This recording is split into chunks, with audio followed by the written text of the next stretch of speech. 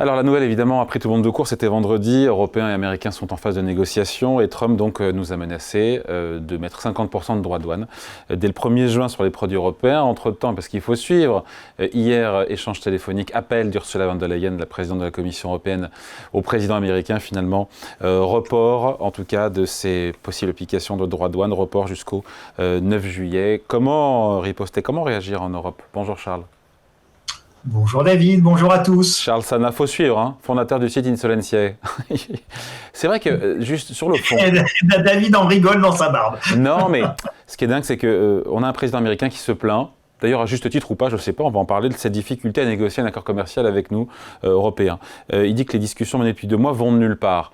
Est-ce que c'est vrai ou c'est faux? Parce que déjà, ça prend du temps de négocier. Ça ne se négocie pas comme ça sur un coin de table. Hein. Ce sont des accords qui prennent souvent des mois, voire des années. Et puis, c'est vrai que pour nous, Européens, ce n'est pas facile de négocier avec une administration qui assimile la TVA en Europe à des droits de douane, il faudra m'expliquer, ou qui gonfle ce déficit commercial que les Américains ont vis-à-vis de nous, sans prendre en compte, évidemment, les services financiers, les services numériques, ce qui modifie un petit peu l'équation. Vous en pensez quoi de tout ça?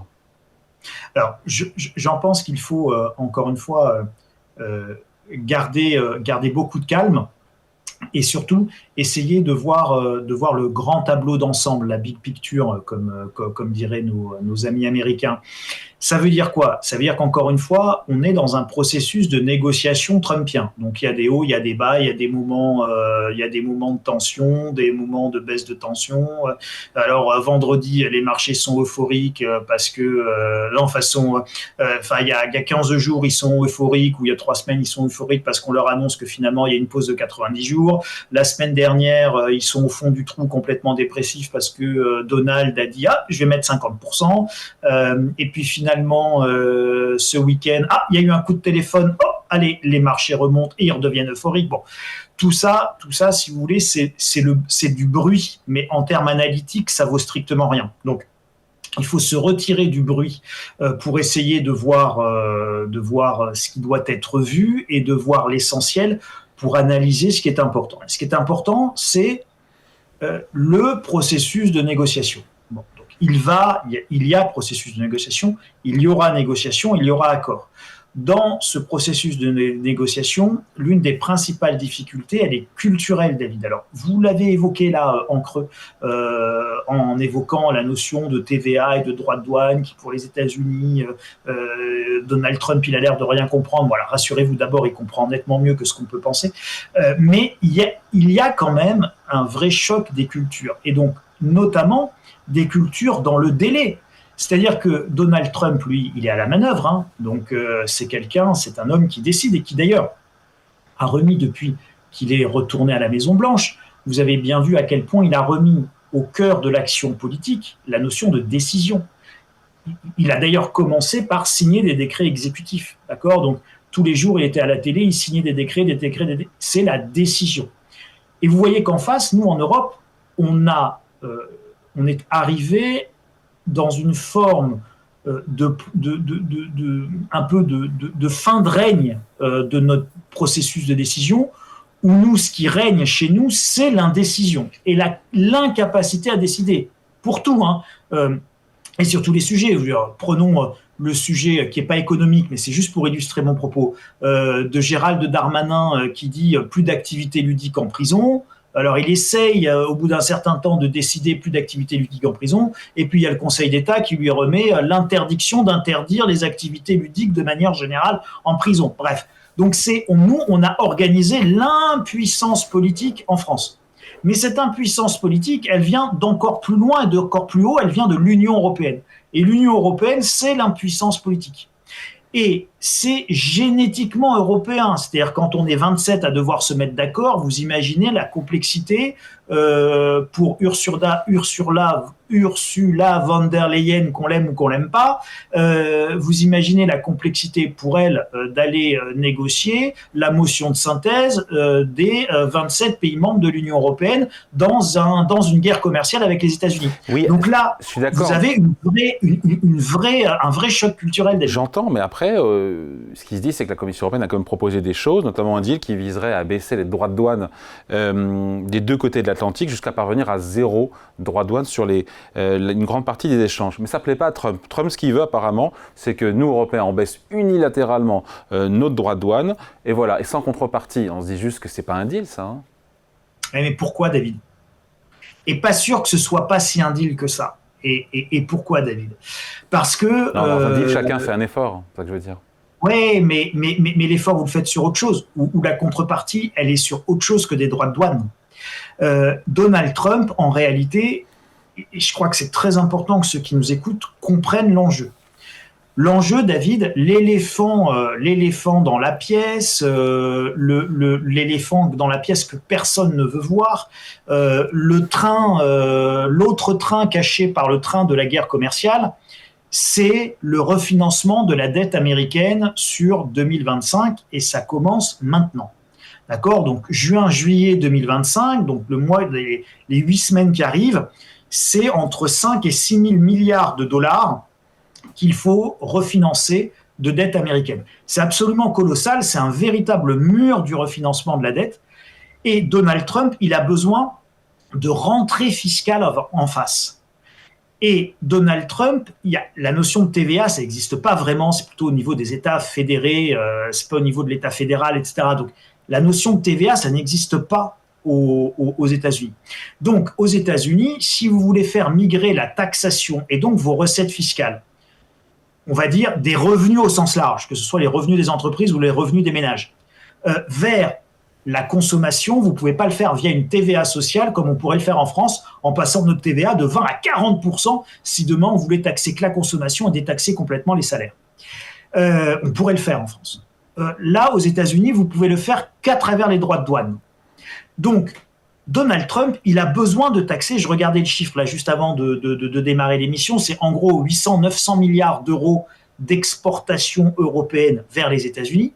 Il a besoin de taxer ces 900 milliards d'euros. Il en a besoin. Alors, la bonne question, c'est comment on compense ça ? Et dans le deal, là, il ne va pas être sur je vous taxe les 10 ou 20% à l'exportation et vous me taxez en contrepartie la même chose. C'est pas ça le deal qu'il veut, Trump.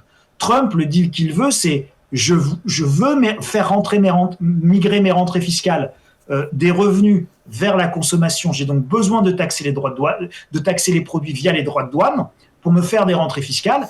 Et voyons comment je peux vous le compenser sur autre chose, mais ça sera forcément pas sur justement des droits de douane. Ouais, mais ça c'est son budget, ses baisses d'impôts, c'est son problème, c'est pas le nôtre. Ma question c'est comment on réagit, quelle stratégie encore une fois ? Est-ce que on capitule, nous Européens, pour limiter la casse économique, ou on cherche à résister un peu comme la Chine qui a bien joué, et finalement Trump a fait machine arrière, sachant qu'est-ce qu'on a les mêmes moyens que la Chine ? Alors non, on n'a pas les mêmes moyens que la Chine parce qu'on est forcément beaucoup plus dépendant, notamment de l'utilisation du dollar et des règles et du droit extraterritorial imposé, par les Américains. Donc on est dans une situation de faiblesse bien plus forte que la Chine, qui a tous les attributs et tous les moyens de sa souveraineté. Après, je pense qu'il y a d'autres moyens, notamment extra-commerciaux, et peut-être justement, spécifiquement, à travers l'utilisation du dollar, à travers l'utilisation des swaps entre banques centrales, etc., pardon, je comprends pas. Pour donner des avantages à l'Union européenne. Je ne comprends pas comment on montre les dents, nous, Européens, si on veut essayer d'aboutir au deal le moins déséquilibré possible. Mais David, pourquoi voulez-vous montrer les dents ? Je veux dire, on ne va pas montrer les dents. Parce que Trump ne comprend que le rapport de force. Mais non, mais c'est pas une question de rapport de force, David. Je crois que cette vision-là, elle est totalement erronée. C'est pas une question de rapport de force. On l'a vu avec la Chine. On l'a vu avec la Chine. Non, mais attendez. La Chine, elle continue à être taxée en termes de droits de douane à 30%. Donc, et les États-Unis ne sont taxés qu'à 10% en arrivant en Chine. Donc, vous voyez bien qu'il y a faut pas présenter ce deal sino-américain comme étant une victoire de la Chine. C'est pas vrai. Les produits produits américains rentrent à 10% et les produits chinois à 30%. Et donc Donald Trump, il a obtenu ce dont il a besoin, à savoir quoi? À savoir la migration de sa fiscalité vers les produits entrants. Il faut comprendre ce besoin américain. Une négociation, David, c'est pas dire amen à tout. C'est comprendre le besoin de votre partenaire ou de la partie adverse, tout dépend le degré d'intimité, et puis chercher les bonnes compensations. Ce que je veux vous dire... Ça, j'ai compris. Donc, on sera plus taxé, nous, produits européens, que les produits américains qui viendront chez nous. Très bien, dont acte. Éventuellement, dans la dot, comme on dit, mais derrière, nous, on a quoi en contrepartie? On n'a rien. D'où ma question, c'est la question qu'on se posait, est-ce qu'on finalement va se faire écraser par l'administration Trump dans cette négociation? Non mais attendez, mais David, laissez tomber la notion d'administration Trump. On s'est toujours fait écraser par toutes les administrations américaines, y compris l'administration du très aimable et très gentil et très progressiste et tellement moderne et tellement extraordinaire Barack Obama, Saint Barack, béni soit Barack Obama. Barack Obama, c'est celui quand même qui imposait 12 milliards de dollars d'amende à BNP Paribas pour avoir respecté la loi européenne. Donc, si vous voulez, et puis toutes les grosses banques françaises y sont passées. C'était Saint Barack Obama. Donc on s'est toujours fait piétiner par les États-Unis d'Amérique et par toutes les administrations américaines. Donc simplement avec Donald Trump, on a au moins l'avantage en Europe et en France de pouvoir enfin faire du rapport de force avec les États-Unis sans être traité d'anti-américain primaire. Mais moi, quand je disais qu'Obama n'était pas gentil, pas touche, Saint Obama, Obama, premier président afro-américain, progressiste, démocrate, qui a tous ses brevets de bien-pensance. Donc surtout, pas touche à Obama, quand bien même les Américains nous font les pires vacheries. Là, c'est de l'anti-américanisme. Au moins, on peut être anti-américain aujourd'hui. C'est quand même vachement plus agréable pour aborder des négociations. Charles, comment on résiste et comment cette histoire se termine d'ici au 9 juillet dans cette négociation entre Européens et Américains? David, on résiste à chaque fois à un partenaire ou à un adversaire de la même manière, par la souveraineté. Et la souveraineté, David, ça implique des sacrifices et des efforts. Alors, vous allez sans doute l'évoquer avec votre invitée suivante, Agnès Verdier-Molinier, qui avait d'ailleurs extrêmement bien interrogé le président de la République sur notre endettement. Mais le premier devoir, si on veut être souverain et pouvoir résister, c'est l'indépendance. Et l'indépendance, elle passe par l'indépendance financière. Parce que la réalité, aujourd'hui, c'est que nous sommes soumis au bon vouloir de la finance anglo-saxonne parce que nous sommes fragilisés. Et donc, si vous voulez résister à Trump, si vous voulez résister à l'administration américaine, quelle qu'elle soit, eh bien, vous devez avoir les moyens de votre indépendance, de votre souveraineté et de votre lutte. Et donc, ça passe par soit plus de France, soit plus d'Union européenne en fonction du logiciel de chacun. Moi, en ce qui me concerne, vous connaissez mon opinion, la souveraineté, elle est nationale. Allez, merci beaucoup. Explication, point de vue signé Charles Sana, fondateur du site Insolvency. Merci Charles. Merci David.